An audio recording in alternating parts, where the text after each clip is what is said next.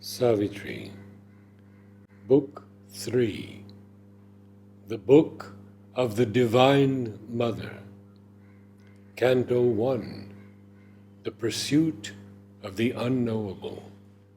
All is too little that the world can give. Its power and knowledge are the gifts of time, and cannot fill the Spirit's sacred thirst. Although of one these forms of greatness are, and by its breath of grace our lives abide, although more near to us than nearness self, it is some utter truth of what we are, hidden by its own works. It seemed far off, impenetrable, occult, voiceless, obscure. The presence was lost, by which all things have charm, the glory lacked of which they are dim signs. The world lived on, made empty of its cause, like love when the beloved's face is gone. The labor to know seemed a vain strife of mind. All knowledge ended in the unknowable. The effort to rule seemed a vain pride of will, a trivial achievement scorned by time. All power retired into the omnipotent. A cave of darkness guards the eternal light. A silence settled on his striving heart, absolved from the voices of the world's desire. He turned to the ineffable's timeless call, a being intimate and unnameable, a wide, compelling ecstasy and peace, felt in himself and all, and yet ungrasped, approached, and faded from his soul's pursuit, as if forever luring him beyond. Near it retreated, far it called him still. Nothing could satisfy but its delight. Its absence left the greatest actions dull. Its presence made the smallest seem divine. When it was there, the heart's abyss was filled. But when the uplifting deity withdrew, existence lost its aim in the inane. The order of the immemorial planes, the godlike fullness of the instruments, were turned to props for an impermanent scene. But who that mightiness was, he knew not yet. Impalpable, yet filling all that is, it made and blotted out a million worlds, and took and lost 1,000 shapes and names. It wore the guise of an indiscernible vast, or was a subtle kernel in the soul. A distant greatness left it huge and dim. A mystic closeness shut it sweetly in. It seemed sometimes a figment or a robe, and seemed sometimes his own colossal shade. A giant doubt overshadowed his advance. Across a neutral, all-supporting void, whose blankness nursed his lone immortal spirit, allured toward some recondite supreme, aided, coerced by enigmatic powers, aspiring and half-sinking and upborne, invincibly he ascended without pause. Always a signless, vague immensity brooded without approach, beyond response, condemning finite things to nothingness, fronting him with the incommensurable. Then, to the ascent, there came a mighty term. A height was reached where nothing made could live, a line where every hope and search must cease, neared some intolerant, bare reality. A zero formed, pregnant with boundless change. On a dizzy verge where all disguises fail, and human mind must abdicate in light, or die like a moth in the naked blaze of truth, he stood compelled to a tremendous choice.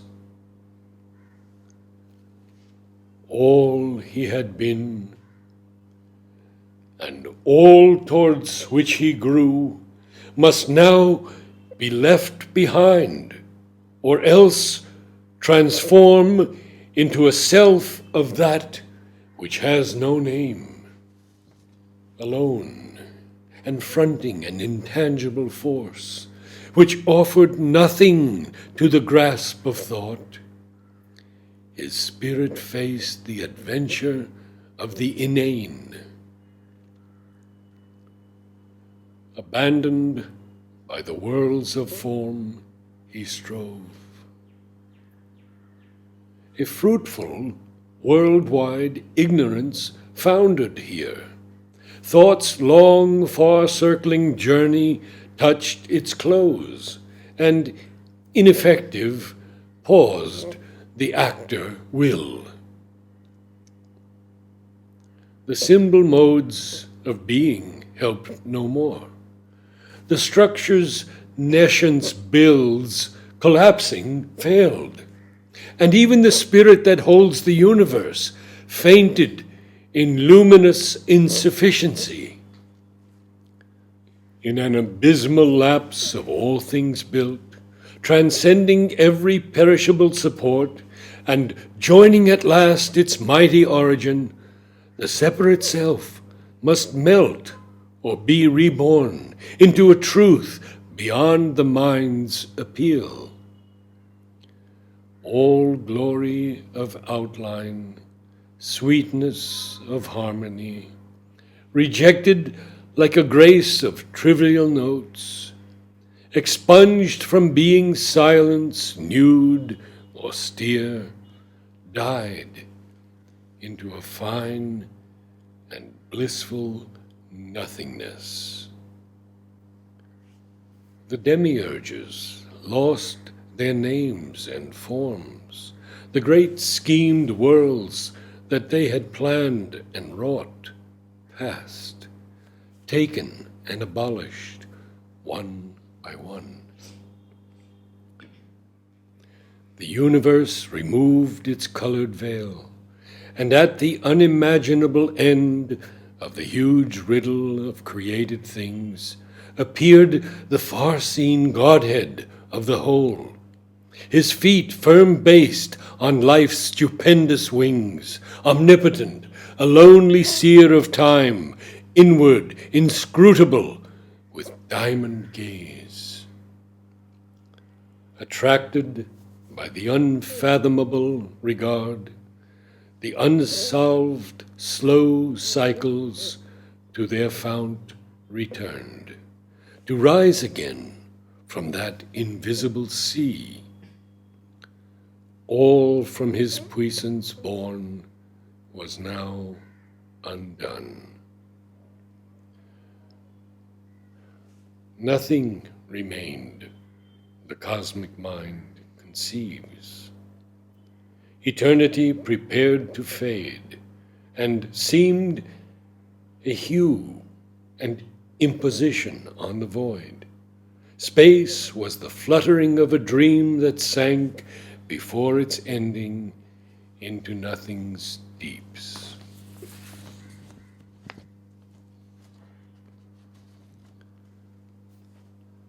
The spirit that dies not, and the Godhead self, seemed myths projected from the unknowable. From it all sprang. In it is called to cease. But what that was, no thought nor sight could tell. Only a formless form of self was left, a tenuous ghost of something that had been, the last experience of a lapsing wave before it sinks into a bournless sea.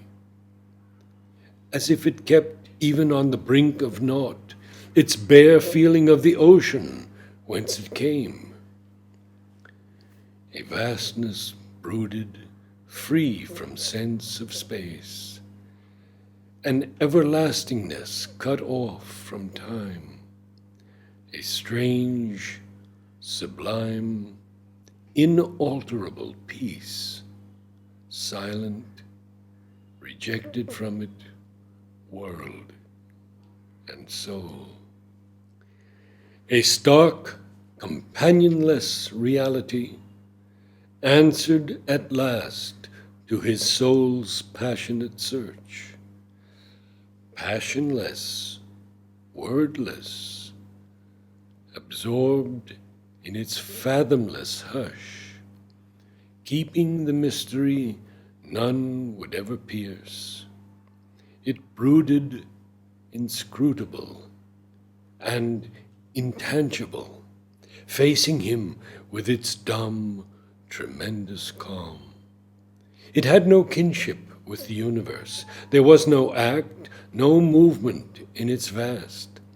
Life's question, met by its silence, died on her lips.